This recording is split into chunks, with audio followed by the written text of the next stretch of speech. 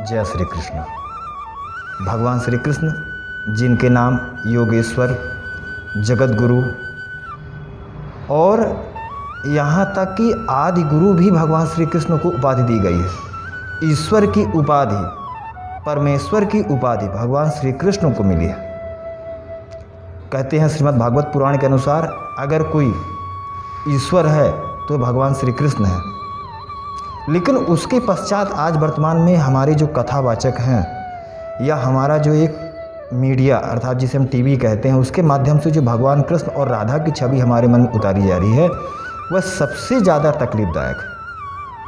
आप भी देखते होंगे कि सीरियलों में या कथावाचकों के माध्यम से युवक और युवती अर्थात 20-21 वर्ष की युवती और 20 से 25 वर्ष का युवक राधा कृष्ण बनते हैं, उनकी रास लीलाएं दिखाते हैं और उनके बारे में अनेकों तरह की ऐसी चीज़ें दिखाते हैं जो कि सरासर गलत है। मानव अपने ही हिसाब से हर चीज़ को गढ़ देते हैं, जिसका सबसे बड़ा दुष्परिणाम यह हो गया कि हमारे श्री कृष्ण जिन्होंने हमें भोग से मुक्ति का मार्ग दिखाया था, आज उन्हें ही भोगी दिखाया जाने लगा।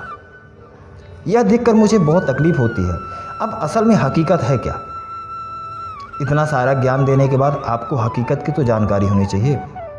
बिल्कुल बताता हूँ। भगवान श्री कृष्ण 10 वर्ष 2 महीने की आयु में उन्होंने कंस का वध कर दिया था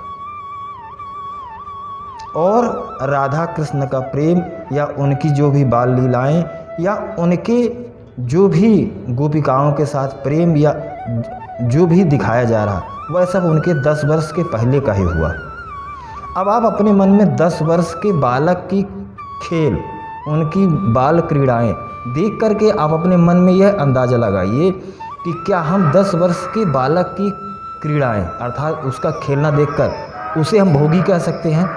10 वर्ष से पहले उन्होंने जो भी कार्य किए, राधा कृष्ण का प्रेम या गोपियों के साथ उनके वस्त्र हरण या भगवान श्री कृष्ण का ऐसे अलौकिक कार्य जिसमें से न जाने कितने राक्षसों का संहार करना, यह सारे के सारे कार्य उन्होंने अपने उस 10 वर्ष के पहले ही किए।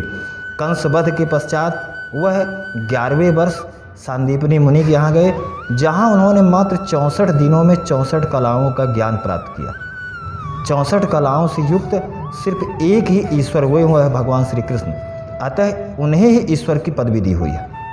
भगवान श्री कृष्ण की भागवत कथा जिसे हम कथामृत कहते हैं, उसमें हर एक शब्द अमृत के समान, हर एक शब्द वह शब्द हमारे जीवन को तारने वाला और इस मायापति की माया से मुक्त देने वाला है, हर एक शब्द। लेकिन दुर्भाग्य यह होता है कि जो वर्तमान के कथावाचक हैं वह सिर्फ और सिर्फ भगवान श्री कृष्ण और राधा के ही प्रेम पर आकर के अटक जाते हैं। वहीं पर अनेकों तरह के नृत्य, हास परिहास और स्वयं भी ऐसी वेशभूषा बनाकर रखते हैं कि जैसे मानो स्वयं वेद व्यास की जगह स्वयं को एक रसिया या भगवान कृष्ण स्थापित करते हैं। यह उनकी प्रवृत्ति सिर्फ इसलिए है क्योंकि उन्हें धर्म स्थापित नहीं करना, स्वयं के लिए धन चाहिए। मैंने एक स्टेटस लिखा था कि ब्राह्मण पतित कब हो जाता है, अर्थात ब्राह्मण पापी कब हो जाता है। इसमें कई लोगों की आपत्ति आई थी।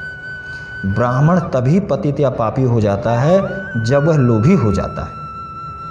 ब्राह्मण का लोभी होना ही वह चांडाल से भी गया गुजरा हो जाता है। और वर्तमान के जो कथावाचक हैं, मैं कहना नहीं चाहता, मैं बड़ी विनम्रता से कह रहा हूँ, वर्तमान में जो कथावाचक हैं उनकी स्थिति भी धन लोभी की ही तरह है।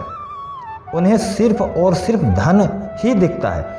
किस माध्यम से, किस संगीत से, किस गीत से, किस हास परिहास से लोग ज़्यादा दान करेंगे, ज़्यादा से ज़्यादा धन निकाल देंगे।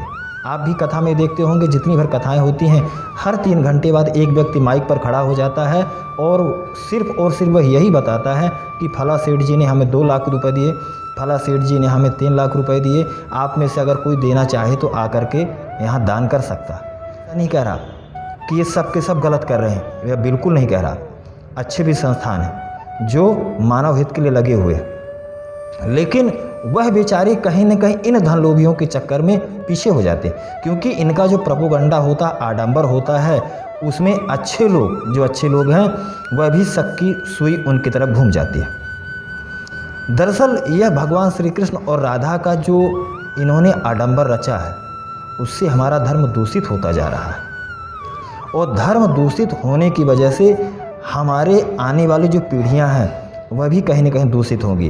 भगवान श्री कृष्ण और राधा का जो पवित्र प्रेम है, उसे वह सिर्फ और सिर्फ एक इश्कबाज की तरह देखेंगी। प्यार और प्रेम की जैसी परिभाषा होती वह बिल्कुल नहीं देखेंगे। हमारा और आपका सबका दायित्व है कि ऐसे पाखंडियों से, ऐसे आडंबरों से हम स्वयं बचें, और आने वाली पीढ़ी के लिए जो हमारा समूल धर्म है, जैसा हमें धर्म मिला, उन्हें हम प्रदान करने की कोशिश करें। अन्यथा आने वाले समय में ना तो भगवान श्री कृष्ण रहेंगे, ना भगवान श्री राम रहेंगे। हम और आप इसके दोषी होंगे, वह साधु संत नहीं। जय श्री कृष्ण।